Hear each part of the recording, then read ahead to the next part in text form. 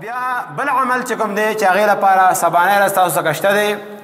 نبي علیه الصلاة والسلام فرمایي اذا رأیتم حلال ذی الحجه، کله چې تاسو د ذی الحجې میاشت ووینئ او سپوږمۍ ووینئ، واراد احدکم ان یضحی، او تاسو کې یو سړي اراده کړې د قربانۍ کولو، هغه زنانه ده او که هغه سړی دی، بوډا دی او که ځوان دی، فلیمسک عن شعره واظفاره، نو دله پکار دی چې بیا دی د لس ورځې خپل نوکونه او خپل ویښته نه خینچه کوي.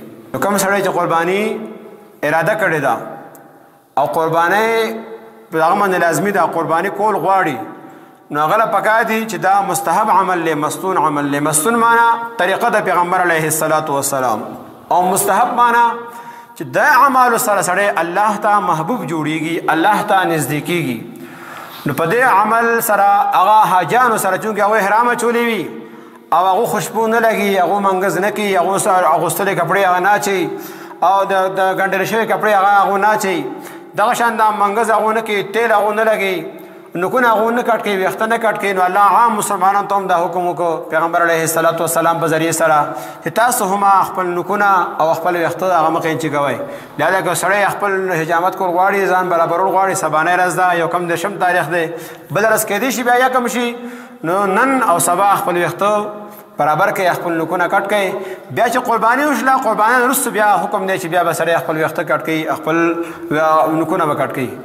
لیکن که یو سړی داسې د هغه له ایر شله نن ومه سبا ومه، او بیا په دې منځ کې دا چې کومې ورځې را روان دي، د افتر را روانه ده نهه ورځې، په دې کې د هغه په ترخونو ویښتو باندې او زیرناف ویښتو باندې یا نوکونو باندې څلوېښت ورځو نه زیات اوري، نو بیا به دا کټ کول لازمي وي، ځکه چې دا مستحب عمل دی. او څلوېښت ورځو نه چې دې ترخونو ویښتو باندې زیات واوړي یا د نوم له لاندې ویښته چې کټ کول دا لازمي دی، هغې باندې زیات واوړي، یا نوکونه څلوېښت ورځو نه زیات اوږده شلو، دا کټ کول بیا فرض دي، دا ګناه کبیره کې به شاملېږي.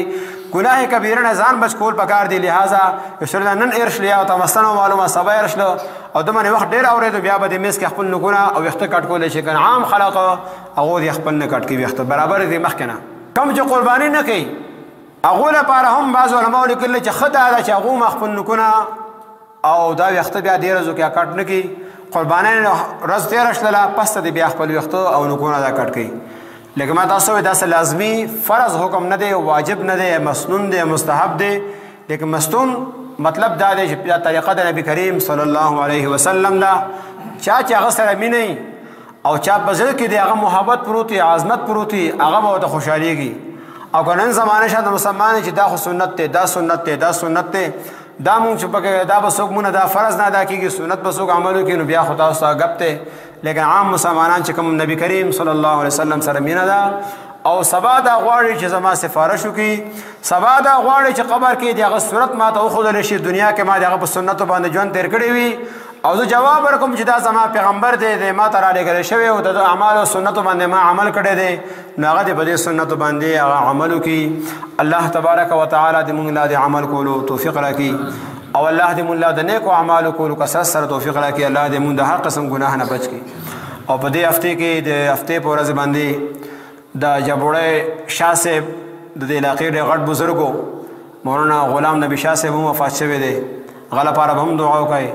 او دې خوا کې چمګي کې زموږ یو رشتهدار هم وفات شوی دی، اوس وفات شوی ده، هغه لپاره هم دعا وکړئ. ټول مسلمانانو دپاره او ځان دپاره همیشه دعا چې کوئ، اول ځان دپاره او هغې نه وروسته بیا عام مسلمانانو دپاره دعا کول پکار دي. الله دې د عمل کولو توفیق راکړي.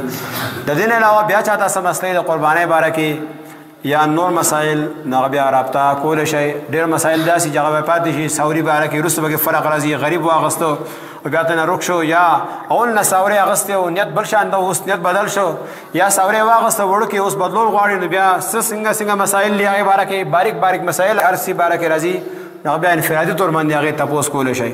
ډېر خلک داسې چې اول نه ساوري واخلي او بیا وروستو وي دا بدلومه، یا کور کې ساتلی وي او بیا نیتونه پکې دا وکړي چې دغه یو قرباني خو به زمایي او نور به زه خرڅوم، نو آیا دا جایز ده که جایز نه ده؟ ټول صورتونه دي، مختلف صورتونه د هغې باره کې بیا هر سړی چا ته څه مسلې رابطه کولی شي. الله دې عمل کولو توفیق راکړي. واخر دعوانا الحمد لله رب العالمین.